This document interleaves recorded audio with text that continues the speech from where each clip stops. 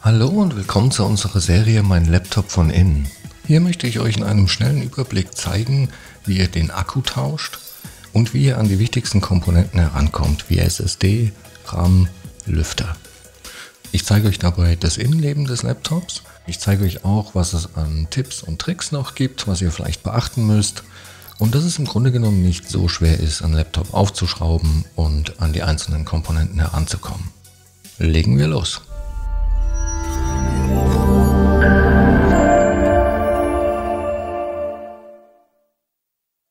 So, wir haben hier ein Lenovo Yoga Slim 7 Pro X, weil warum nicht? Und ich zeige euch auch gleich, wo ihr die genaue Modellbezeichnung finden könnt, weil das war sie nämlich noch nicht. Aber vorher trennen wir auf jeden Fall erst einmal das Ladekabel, dass das Gerät keinen Strom bekommt. Die Modellbezeichnung finden wir hier auf der Rückseite. Super schlecht zu lesen.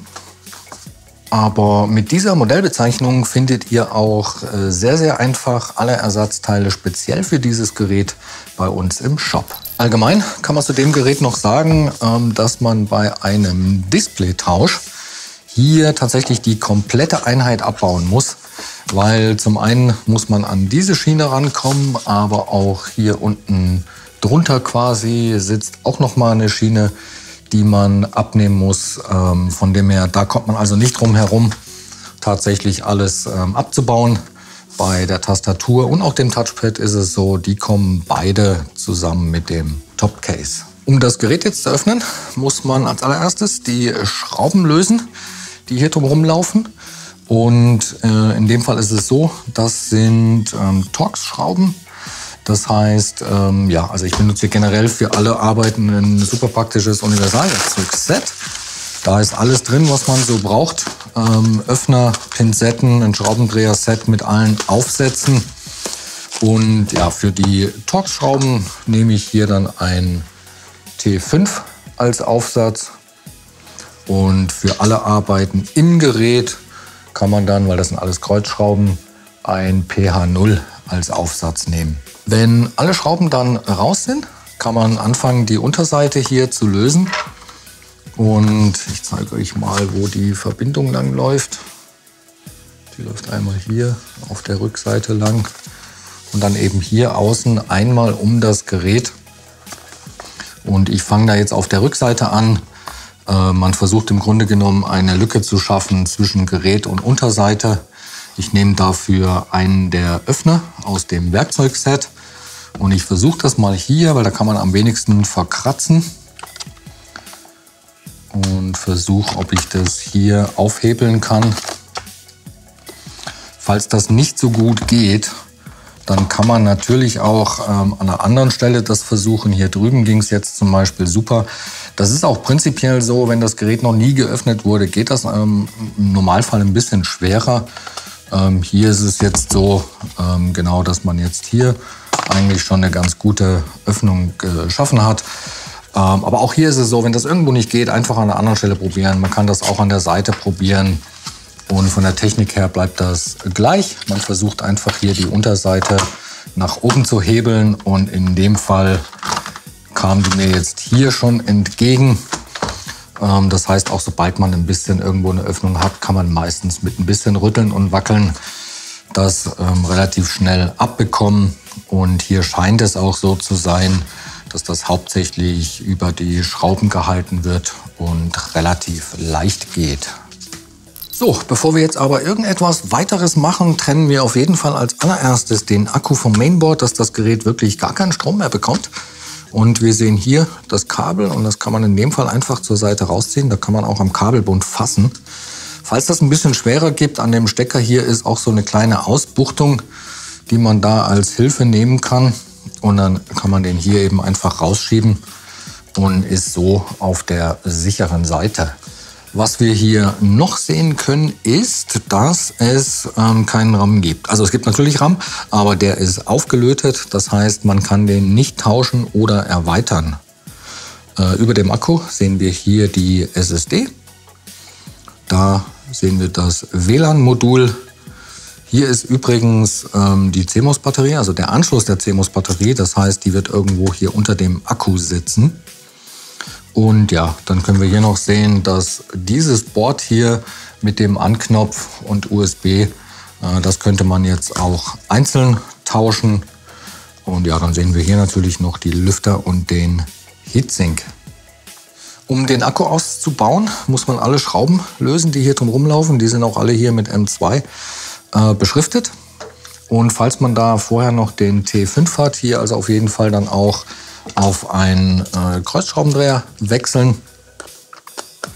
Und ja, wenn man alle Schrauben raus hat, dann ist einfach noch hier vorne laufen da noch Kabel lang, die man da rausfriemeln muss. Das ist immer einmal oben, einmal unten, einmal oben und so weiter. Ist also total easy. Muss halt nur gemacht werden. Und ja, so kann man dann den Akku eben tauschen. Genau, hier übrigens die CMOS-Batterie, wie vorhin schon vermutet, die ist hier einfach nur aufgeklebt und würde sich jetzt ganz einfach tauschen lassen. Bei der SSD ist es so, die wird nur von einer Schraube gehalten, also SSD genauso wie RAM, wenn einer verbaut ist. Super einfach, wird dann einfach ein bisschen nach oben und nach hinten rausgezogen. Und ja, also die hat man ratzfatz in der Hand. Und auch beim Einbau ist es so, die geht nur in eine Richtung in den Slot zurück. Da kann man also auch echt nichts falsch machen. Da nur schauen, dass die bis ganz hinten drin sitzt. Das merkt man aber hier vorne mal schön, wenn sie dann da wieder richtig drauf liegt. Ja, und dann muss die einfach nur wieder verschraubt werden. Bei den Lüftern ist es hier so, die kann man einzeln tauschen. Die gibt es allerdings nur im Doppelpack. Also die gibt es nur als Zweierpaket, lassen sich aber dafür relativ einfach einzeln tauschen. Die werden nur von 3 Schrauben hier gehalten. Hier drüben sind das diese 3 Schrauben. Und ja, dann sieht man hier noch das Lüfterkabel. Das geht einmal hier, das hier drüben läuft da lang. Und da zeige ich euch auch gleich, wie man die öffnet. Ja, und hier, also in dem Fall jetzt zum Beispiel, das Kabel würde ich jetzt schon direkt am Anfang rausmachen. Das ist ein Kippschalter. Das ist in dem Fall tatsächlich auch wichtig. Also hier nicht einfach das Kabel rausziehen. Das wird erst aufgeklappt. So. Und dann kann man das Kabel hier rausmachen. Genau. Und ich glaube, das sitzt hier auch unter der SSD. Ich glaube, ich hätte echt den anderen Lüfter zeigen sollen. Aber jetzt bin ich einmal dran. Das heißt, die machen wir auch noch schnell raus. Und dann kann man das Kabel hier nämlich schon mal wegnehmen. Das ist ja auch noch aufgeklebt, weil warum nicht?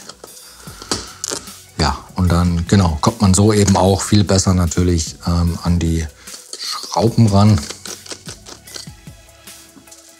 Schrauben generell natürlich immer separat aufbewahren und sich merken, wo welche war. Und genau, dann kann man hier den Lüfter schon mal nehmen. Und bei dem Stecker ist es so, man holt den quasi, man hebelt den so ein bisschen hier von der Seite nach oben. Und dann kann man den quasi von nach oben hin rausnehmen. Und ja, so kann man den Lüfter hier tauschen. Im Normalfall sind die Stecker hier markiert. Falls das mal nicht so ist, kann man auf der einen Seite hier, glaube ich, ganz gut Kontakte sehen. Und die zeigen beim Wiederverbinden nach oben. Und ich würde jetzt hier in dem Fall auch den Stecker zuerst wiederverbinden. Das heißt, der kommt jetzt hier eben von oben rein und wird dann nach unten drauf gedrückt. Ja, und dann kann man den Lüfter wieder auf die Position legen. Dann noch das Kabel hier einfädeln bis zu der Stelle. Ja, und dann wird er erstmal wieder verschraubt. Dann kann man das Kabel hier noch wieder richtig drum legen. Und hier auch einfach schauen, dass der Stecker auf ist und dann, dass es richtig drin steckt.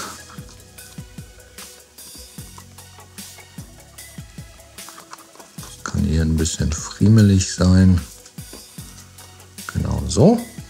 Dafür ist die weiße Linie hier da. Und wird das wieder zugeklappt. Und ja, dann auch die SSD wieder rein. Und bei dem anderen Lüfter funktioniert das ganz genauso. Da ist es nur so, das Kabel hier, das bräuchte man vermutlich gar nicht rauszumachen. Und dann laufen hier noch die WLAN-Antennen drumherum. Aber vom Prinzip her exakt das gleiche. Auch die Steckverbindung ist gleich, also Lüftertausch hier relativ schmerzfrei. So, beim Akkueinbau kann man hier neben den Schrauben noch so zusätzliche Öffnungen sehen. Das sind so Positionierhilfen, damit man auch wirklich weiß, wo der dann wieder reinkommt. Und da muss man dann im Grunde genommen einfach nur hier vorne eben das Kabel auch wieder so ein bisschen ordentlich verlegen, dass da eben nichts verknickt oder dann bricht. Und natürlich, wenn man alles verschraubt hat, super wichtig, nicht vergessen auch den Stecker wieder zu verbinden, dass das Gerät am Ende auch wieder anspringt. Da einfach schauen, dass der auch wirklich richtig drin sitzt. Und ja, dann kann man eigentlich auch schon die Unterseite wieder verbinden. Und die legt man jetzt einfach von oben auf das Gerät drauf und drückt die nach unten hinzu. Da hört man auch, wie alle Einraststellen hier wieder klicken. Ich gehe am Ende auch immer einmal um das Gerät herum und schaue, das kann laut knacken, ist aber normal, und schaue, dass wirklich alle Öffnungen hier, dass nichts mehr zu sehen ist, dass wirklich alles ordentlich verschlossen ist.